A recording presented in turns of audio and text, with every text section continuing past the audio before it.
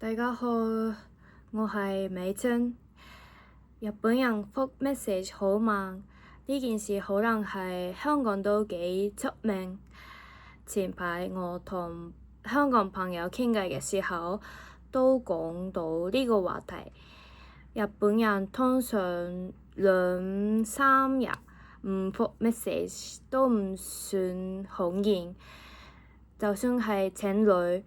如果3日先覆，我哋可能都只會覺得今日覆得有啲慢喎。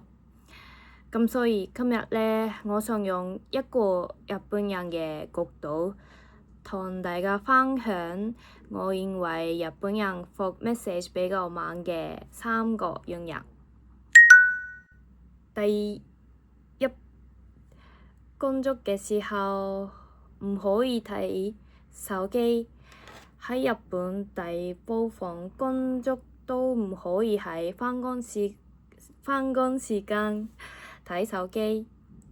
唔單止唔可以玩手機，就算便利店或者超市嘅 staff 冇客人嘅時候，通常都唔可以坐低，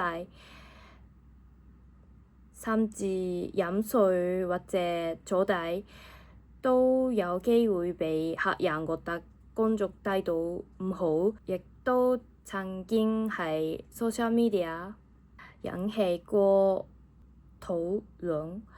但係呢，你哋可能會諗，咁收工之後或者瞓覺之前都可以覆 message 啦。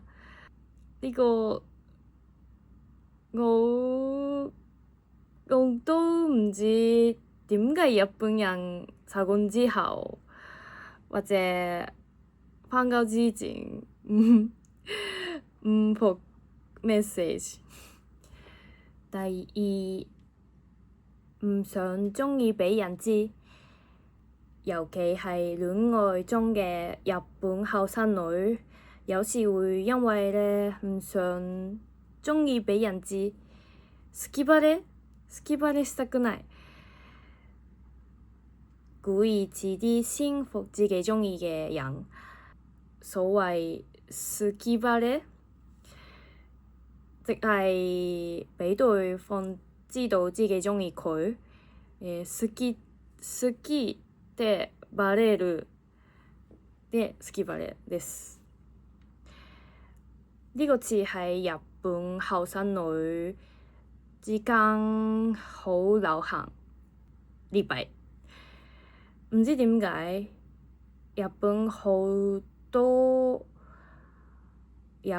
好多後生女都好唔想發生呢件事，所以就算收到鍾意嘅人嘅 message，都可能唔會即刻覆，而係忍一陣先會覆。唔知點解，理解はできないですけど、そうしてます。香港嘅女仔都會咁樣做嘛？第三，覆 message 快嘅男仔容易偷食。相反喺日本，如果男仔覆 message 覆得好快，有時會畀人覺得佢係一個好豆な人，豆嘅人。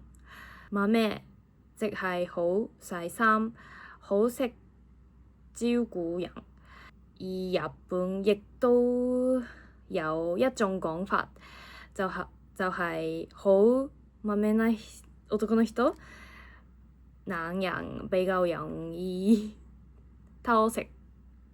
香港人點啊？以上就係我認為日本人覆 message 比較慢嘅幾個原因。但係呢，老實講，我覺得日本人未必係懶或者有心，只係太容易